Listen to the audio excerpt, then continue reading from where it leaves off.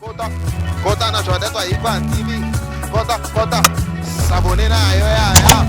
Kota na Jodette wa Ikwan TV. Kota ko sepela. Kota na Jodette wa Ikwan TV. Kota ko muna Bagage ezaliawa. Bateatro kuwe ezaliawa. Bafilma somo ezaliawa. Tate mame aye. Tate mame aye. Kota na chale YouTube. Na Jodette wa Ikwan yo sepela. Bonjour très chers internautes, vous qui nous suivez partout dans le monde à travers votre chaîne YouTube Jodette Waikwa TV. Restez toujours branchés et puis abonnez-vous massivement dans votre chaîne YouTube Jodette Waikwa TV, vous ne serez jamais dessus. Aujourd'hui on est vraiment le 8 mars 2020, on est là en train de voir comment est-ce que les femmes sont habillées en panne. Là déjà moi-même je commence déjà avec cette robe de panne que vous voyez là. Donc c'est à l'occasion de 8 mars 2020, à l'occasion de l'émancipation de la femme, voilà pourquoi on nous a donné cette journée de 8 mars pour nous les femmes. Donc on est là avec Maman Zidane que je vais recevoir pour vous aujourd'hui. Donc restez toujours branchés, vous allez voir tout à l'heure. Je serai avec Maman Zidane sur plateau. Je dis un grand merci à la patronne Jodette Waikwa, motema ya Bob Waikwa. Un grand merci à Viviane Diasonama, motema ya Serge Diasonama. Pourquoi pas Maman Rinel Landu, motema ya Pichu Choluka. Je vous dis un grand merci parce que pas des comme vous, donc vous aggravez na motema. Je dis encore un grand merci à toi Nanou Doma, motema ya Sadam Moari. Je dis encore un grand merci à toi Boston Doma, motema ya Nicole Mbamou. Pourquoi pas ma maman chérie Jeannette Doma, ma fille chérie Lydia Masongi. À toi aussi, la coordonnatrice de Jodette Waikwa TV, Marcia Mwaka. Pourquoi pas dire un grand merci à Gianni Moueme derrière caméra.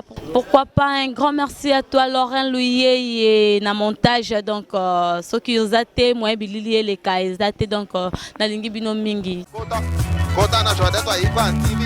Kota s'abonner na yo ya. Kota na Jodette Waikwa TV. Kota ko sepela. Bonjour Maman Zidane. Bonjour à toi mon chéri. Je vous signale déjà que Maman Zidane, tout le monde le connaît déjà. C'est une maman pour moi, c'est une maman vraiment. Donc, on a profité pour la journée, le 8 mars. C'est Pélina passé en gros vraiment na Maman Zidane à l'obélabiso moi mouké.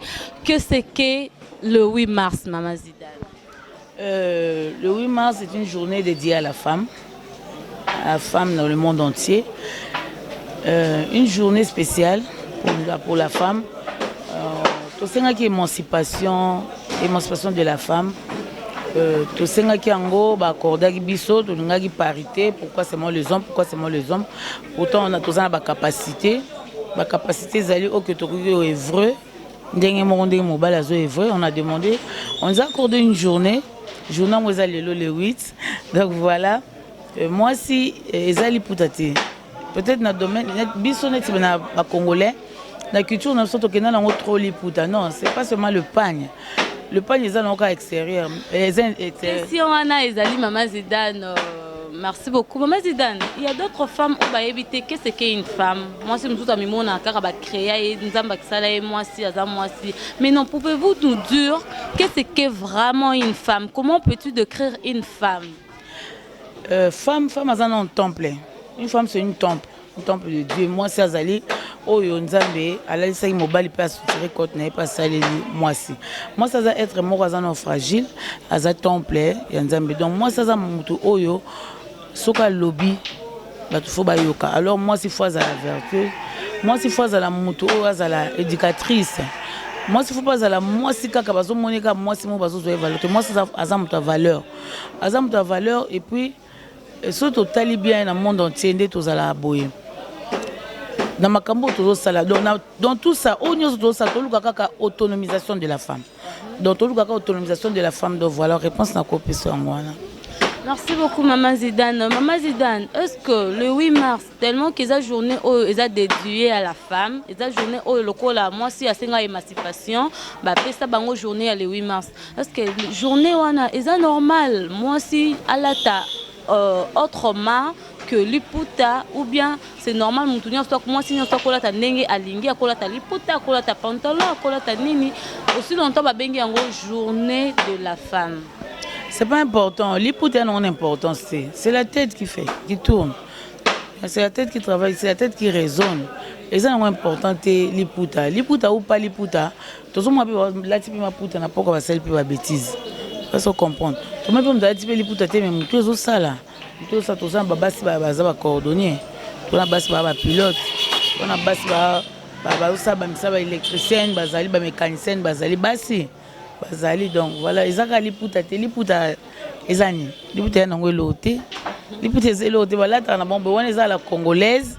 Tous moi système le 8 mars bon pour que tu fêter moi ça la casa maman il y a un moment où chaque campagne on a pour le faire voir dans mes baliquets je suis là je suis une femme donc moi à 8 ans à 7 ans à ça donc je suis une femme et ça moi fierté et ça rabasse moi bien jour en le parce que ça spécial les aka jour mon corps na néant tout ça là en à la bongo pour te mis sepelisa na biso na ba 6 ans na 7 ans bon mon bon kalaté na ba bi église en pagne donc et décorer la ville quoi et décorer la ville. Merci beaucoup. Là je vous signale déjà que tozo ki maman Zidane depuis nanda kuku to banda ki déjà kobima bomoni déjà accoutrement naie na on a déjà on a commis association des anciens footballeurs du Congo. Donc maman Zidane équipe ya football ya basi baza na match lelo je crois que Brozo avait extrait wana kala mingi te parce que tozo accompagner jusque na lié oyo azokende musala na donc pour comprendre tenir na la tieza ya musala voilà eza justifié parce que azokende ko coacher équipe ya football ya basi. Maman Zidane tozongi lisusu na question mususu. Maman Zidane basi mususu tozomona atongisi liputa alati liputa le 8 mars. C'est bien bon mais atongisi modèle moko boye oyo eza voir même soni pour na papa moko boye atala yango na nzela atongisi modèle moko boye atiki poitrine na nyoso libanda atiki nzoto na libanda est-ce que c'est bien ya olata bongo journée à mwasi oyo mwasi azosenga émancipation mwasi mususu amitiki na aebite valeur ya nzoto na ye est-ce que wana vraiment conseil ko kopesa ba jeune fille bazolata bongo ba maman o batotongisa ba modèle wana. Mais ce que je viens de dire tout à l'heure, la journée de la femme, ils ont l'hypothèse. Pourquoi? Parce que tout le monde a la l'hypothèse, mais l'hypothèse, on a la télé, on a façon. Façon la télé, et puis c'est l'hypothèse, et puis c'est valeur, et honorer moi cité. Est-ce que vous comprenez? Mais ils ont l'hypothèse. À qui pas tailleur, à son l'hypothèse, à qui pas tailleur, même si tailleur, 4 langues, ils ont honoré moi cité.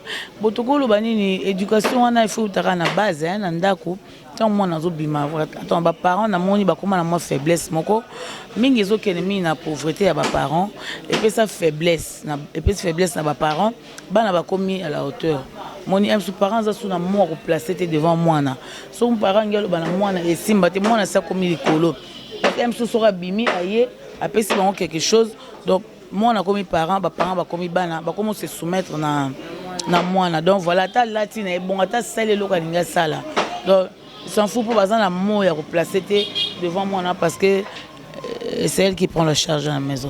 Donc voilà. Merci, comprenez, hein, Tozana, journée de la femme, ils ont fête, donc à côté, Bazolamba, Bazosalamwa, Biloko, donc pour comprendre que Makelele, il y a ambiance, il y a les lots, donc ils ont dit à la fête. Maman Zidane, est-ce que Namukolo les lots, au côté ça moi nanayo ya mineur, au pesi mbongo, à sombele liputa tongi alati, au pesi mbongo, abima akende kofete elongo na baninga nae, et puis azongeli au pe retard ou soit azongeli au pe lobi na tongo, au côté permettre eloko wana na moi nanayo ya mineur. Tu sais, kobima, eza vertu, eza mabete. Moi na bima mabete, faut pas na ba bimaka. Ba weekend faut ba bimaka net bana nga ba bimaka muke jivli mwamba ba bimaka ba ke osamo ba ke piscine et mo ba ke sa ba jeu ba ke ko sauter na ba jeu puis ba zongi na bango comme fiki les ana ngo sauter to comme ba créer moi weekend mo pesa argent de poche ba ke sa moi na fois bimaka po longola complexe moi na fois bimaka monaka ake moi même so ake ba ke tambo na ville comme surtout na cité ba que dans la ville azomona que se passe là-bas azokota ba place ko kota te liepé ba koti ba mall OK ba mall eza mabete sauf que ce qui moi na comment que non intention mabe là c'est pas normal.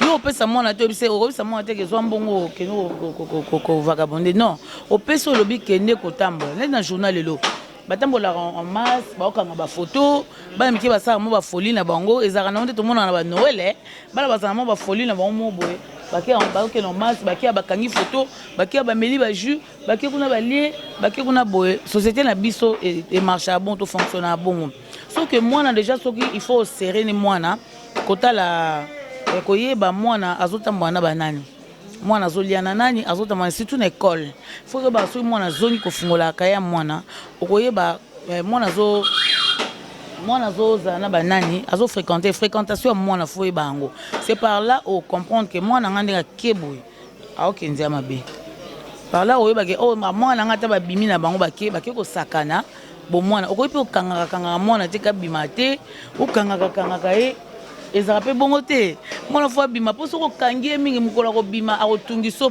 plus na vie ngai vraiment na ba rigueur moko boye donc pas nzambe azar ezala te yango apesanga moi cité ne na monaka apesanga moi cité po na jalouse na trop jalouse na ba rigueur mo boye na mwana na bota ko tu mibali mais so bazo bima na okoka te nazo kokate so ay retard ni joa sazana na donc so ay retard na finga ke mi connaisse na lo banika mabe mais ça mon c'est un garçon il a fait 19 ans akoko bima mais pour na kokate so mo ka bima na kokate na lobaka tu vois mais comme le format na moi si donc na kokate Dieu est grand et pas nzamba zara ezarate apesa na mona moi si te mais na mona na baninga nanga de bana bango basi batungisa bango en tout cas na kota rango na kota rango na beta bana baninga nanga po na kokakate na mwa mamba osa na kokate tu vois donc faut moi na kaka ko instruire aux l'accès de le bas âge surtout biso bana basi bato baboti bana basi faut suivre moi de le bas âge ou ba fréquentation na ye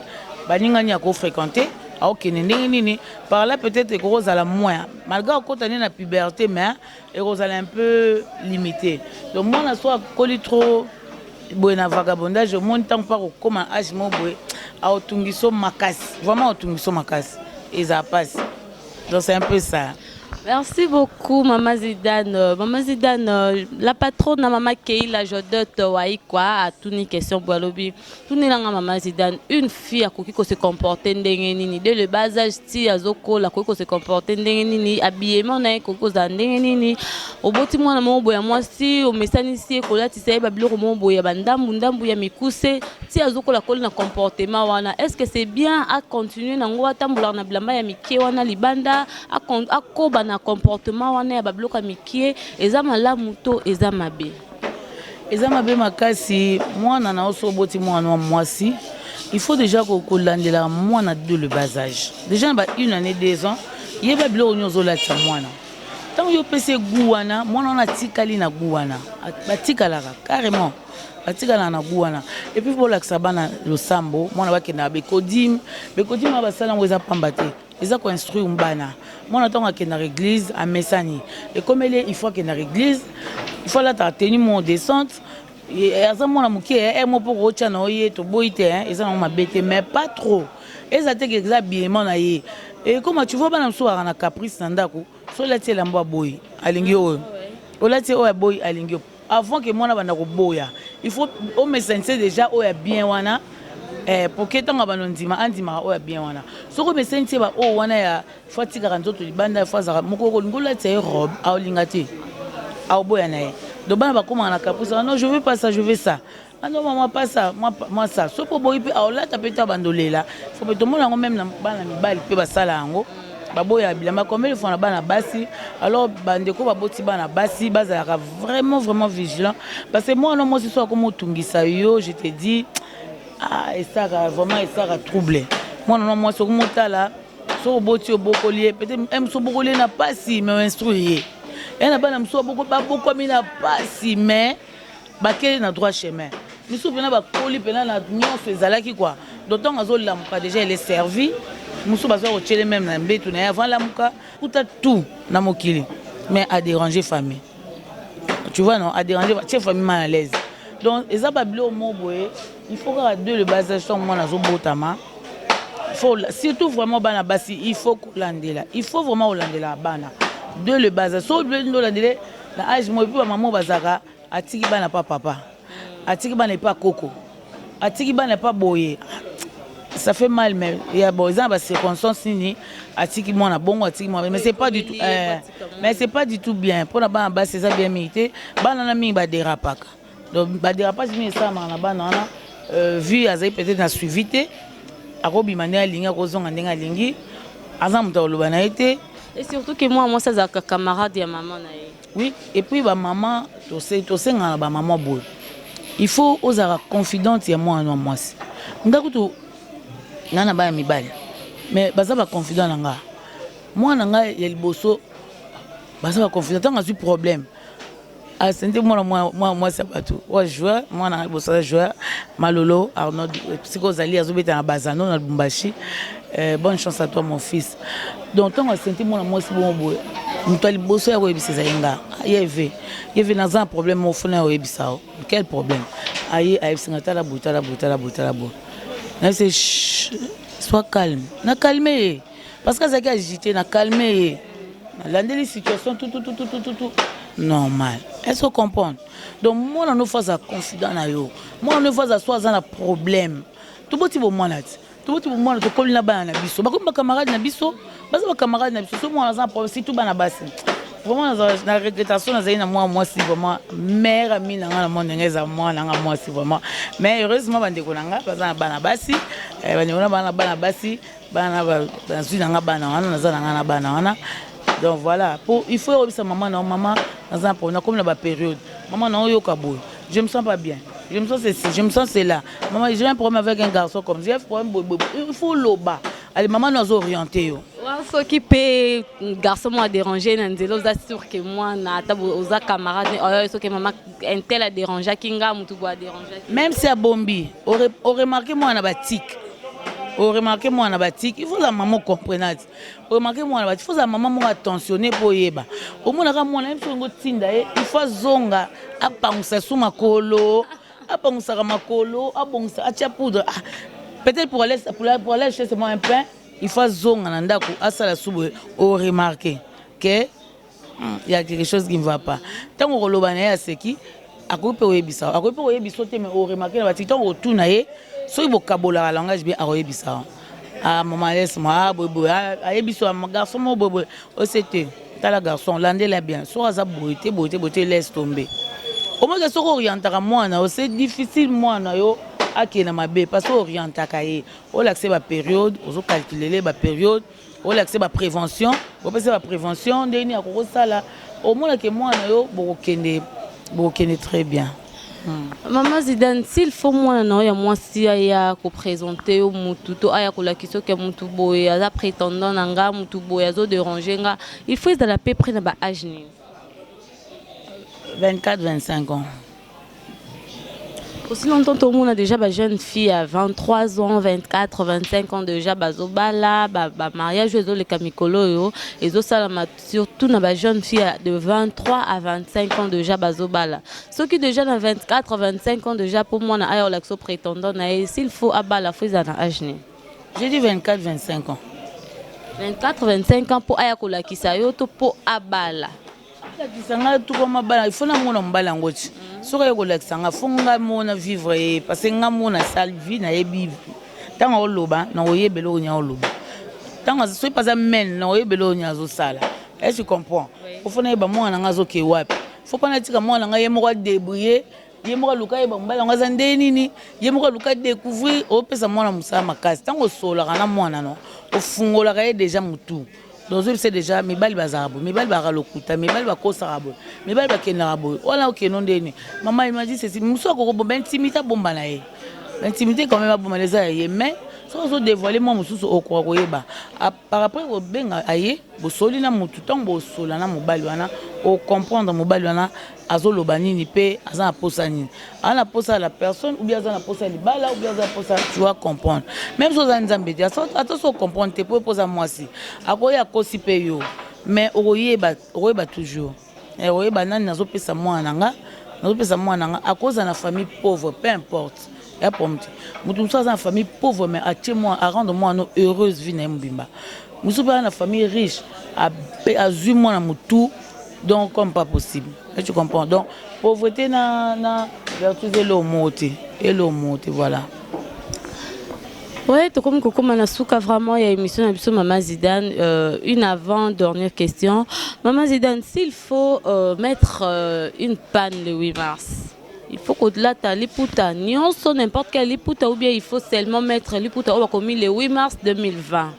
Place où on a moins confusé et pas bateau. Parce que dans mon qui maman, Jeannette Doma, que je salue, à Sombela qui coconae liputa, n'importe quel liputa, Sombela liputa. Moi, na boya non maman, à l'école, on nous a dit de mettre le pan au bakomi le 8 mars 2020. C'est important de mettre liputa au bakomi le 8 mars 2020 ou soit n'importe quel liputa.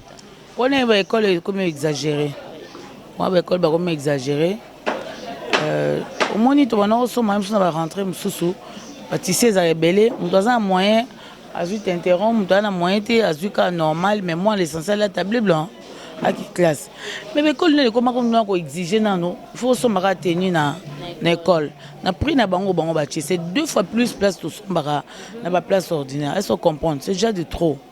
Ce qu'on peut exiger, les lambas le 8 mars. Mais si les parents ont un bon ensemble, les lambas 8 mars, parce que si hôtel n'a pas gambela, il y a quand même un panier moko. Parce que pièce va kaboli, il y a un panier moko. Et ça peut-être un moyen, même si ça moyen moko, il y a moi si angala c'est mon modèle moko aboué. Moi sur ma pièce c'est acheté. Assemblée il y a panier moko ana. Il faut comprendre, il faut quitter na souci à petit peuple. Et assumer moi panier moko ana batongele. Comment bien vous exiger parce que moi lamba ya 8 mars. 8 mars né la manion surtout et à motu ya mon côté maman. Ah so que na zando il y a 10 000 les 9 000 fois même pièce ces ali. Il y a 10 000 fois mais tant que kuna ka ba mami ko à $15. Maintenant si tu n'as pas l'argent, on s'en est de moi là taté. Mon là taté bon so ça bon 5 6 basi op ba exagérer ba bote ba 5 6 8 basi au sandé. Donc tu vois il faut comprendre la famille est dans makambo belé. 8 mars ango tous ango comme journée moroté yango bon biso liputa ngo ezana ngo drame té. Donc 8 mars est plus na mutu que na liputa. Voilà parce que ça pose problème dans la famille mususu. Il faut parce que moni bana peut tous appeler na place bana. Alors moi na voisin kuna ba voisine kuna ba lati, moi na lati té. Bango mo bana et ça la bango souci. Na bo moi na comprendre que ba parents bazwa ki te pour sombelanga. Mais quand mon ka baninga bango ba mike pe so lati ba yaka kota wa lati te. Ba sa ba bloko na bonde ba mike bazala. Et puis ça a la petite souci. Côté ma passe, moi on a gêné un peu donc voilà. Parce que blog bon affecté ça l'a bien été tant mieux. Batika balata n'importe quel maputa. Mutaka sombi à 5 000 francs de batika rana. Liputa moko batongele. Et en plus dans ces pays na mona ina nzela na Gambela, batite déjà de prêt à porter. Et bah c'est libana ba âge sur 6 ans, 7 ans, 3 ans, 4 ans. Bah c'est des mots ba robe. Moi liputa na moi nzambala likolo ba prêt à porter donc moi na ba prix. Oyeka au sombi, au pognon sombi même moi na ndako. Alati. Donc on a biso, on a vraiment de c'est l'ora makasi donc tout boule boule on va boula mbala moko parce que ba prêt à porter so que on a gambelé tanda mi wana donc on a besoin d'ailleurs te que quand même moi na maman siko alati à 14h alati c'est bon. Merci beaucoup maman Zidane, merci Nathan Nayo pesaki biso en tout cas et salut biso bien. Maman Zidane, un mot pour la circonstance, pour le 8 mars, sur côté la caméra, il y a Gianni Moueme, un mot donc, et ça là, fan bien, et ça là, abonné, il y a Jodette Waikwa TV, donc très bien ma casse. On a déjà bonne fête, on a la patronne à Jodette Waikwa Niveau Lobby. Gianni Moueme, bonne fête, on souhaitait bisoter, mais on a souhaité aux papa. Bonne fête, on a gagné sur Hollande, biso na site Oyo. C'est une chance que les bossos bonne fête à toi aussi. Merci. Déjà en pagne. Merci. Donc les photos en action, en activité pour les journée moko kaka. Donc maman chérie Élisée Binda depuis Strasbourg. Bonne fête Jeanne Badjo comment Isaac bonne fête. Coutou de Hello la bonne fête. Eric Dibona Felon bonne fête. Richard na Felon bonne fête. Napesi Mamie Elemani bonne fête à toi ma chérie. Après si bande olanga nyonso tout osaka na ba musala bonne fête baba libanda bonne fête na bino maman chérie Charlotte Leurs bonne fête Yasmine Loulou, leur bonne fête à tous les moments du monde. Maman phare, association de femmes artistes. Association de femmes artistes, là je vois Pala, Karine Pala, Marie-Hélène Lota, Sarah Moussaou, Suzy Bantou, Bijou la Reine, Gabriel, Bolembo, et Bakata Nicole Bacoulère. Là, je vois Ange, Namou Toza vraiment ébélé acoustique. Je l'aime, Toza ébélé Maman Via, Toza ébélé Bandeko Nanga Nyonso, Pati Melanga, Coquette, la Coquette. Bisson surtout bonne fête, bonne fête, bonne fête. Bonne fête vraiment les deux à Bisso, il y a Bisso. Fatou Miracle, la miraculeuse. Depuis Bella, Bibi Touseko. Domazé à maman, bonne fête. Donc vous fêtez bien, bien, bien. Et les cabines, c'est quand on besoin, mais merci. Merci beaucoup, Maman Zidane. Là, on va déjà se séparer avec Maman Zidane parce que Azo Kende Moussala. Je vous rappelle déjà que Tozo continue, Tozo Landé jusqu'à place où Azo côté. Bon, mon Moussala et Maman Zidane. Donc, même les deux jours, il y a fête, même Maman Zidane, son boulot. Donc, il faut à ça toujours Moussala. Merci beaucoup, Maman Zidane. Au revoir. Merci beaucoup. On est vraiment arrivé à la fin de notre mission News des Stars avec Paola Talatala, la dynamique. Merci à toi, la patronne Jodette Keila Waikwa, Motema ya Bob Waikwa. Merci vraiment, la patronne. Il n'y a pas de comme toi, maman. Merci encore une fois à Maman Viviane Diasonama, Motema ya Serge Diasonama, Maman Rinel Landou, Motema ya Pichu Choluka, Motema Pichu Choluka. Donc merci mingi na bino wana base ya Jodette Waikwa. Donc balobi base ne tombera jamais. Là j'en profite pour saluer ma famille Doma. Je dis vraiment une bonne fête et à toi ma maman chérie Nanou Doma Moari, Motema ya Sadam Moari. Je dis encore un grand merci à famille Toko Mobimba bino bozo zanga te pona ko soutenir ngai, vraiment bozo zanga te pona ko soutenir émission Oyo et Kende Liboso. En tout cas abonnez-vous massivement dans votre chaîne YouTube Jodette Waikwa TV. Vous ne serez jamais déçus. Jodette Waikwa TV, Boroza, émission, il y a bien, gag, il y a bien, film, il y a bien, Boroza, la jamais déçu. Napesi sous merci Mingi et pas ya Bibiche TKM Dior. Bibiche Toko TKM Dior, il y a grande sœur, il y a Bibiche TKM Dior, wana, il y a propre, il y a Lina Toko. Napesi bino bambo te place les amis bino. Boston do mon oncle, Motema ya Nicole Mbamou. Bienvenue à toi bébé, hein? Bébé a sikaye na famille donc tu vois que les carabes flair donc akola malamu bayaya balingi et tous elle est toujours akola. Wana na moni bongo Mav Osakano de la part ya Jodette Waikwa na boni bongo Lostin Delo Maman Mado Waikwa ba bonne fête na yo. Martine Kaembe ba bonne fête na yo ya mingi vraiment taka journée lelo journée de la femme ya ba maman donc na mona ba maman na nyosu Maman Kato Chave ba bonne fête na yo. Titilelo bambote belé Titilelo. Christophe Mafuta bambote ebele panayo. Francis de Gama balobi no zelona kin maboko ya kufongwama Moscador Roblex, mon 2G, Motema ya l'or livre d'or, hein, et alors livre d'or balobi place au moni Roblex Moscador au moni directement l'or livre d'or donc bambo tebele. Hervé Coucou mon CG.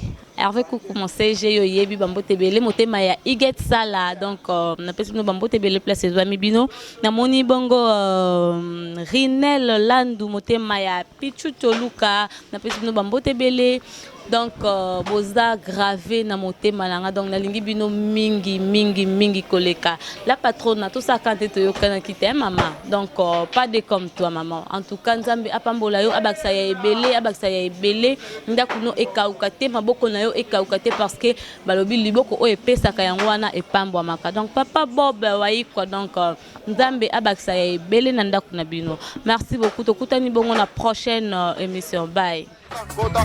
Kota na Jodette Waikwa TV. Kota s'abonner na yo ya. Kota na Jodette Waikwa TV. Kota ko sepela. Kota na Jodette Waikwa TV. Kota ko mona bakage ezali awa bateatre kuwe ezali awa bafilme asombo ezali awa tate mame aye tate mame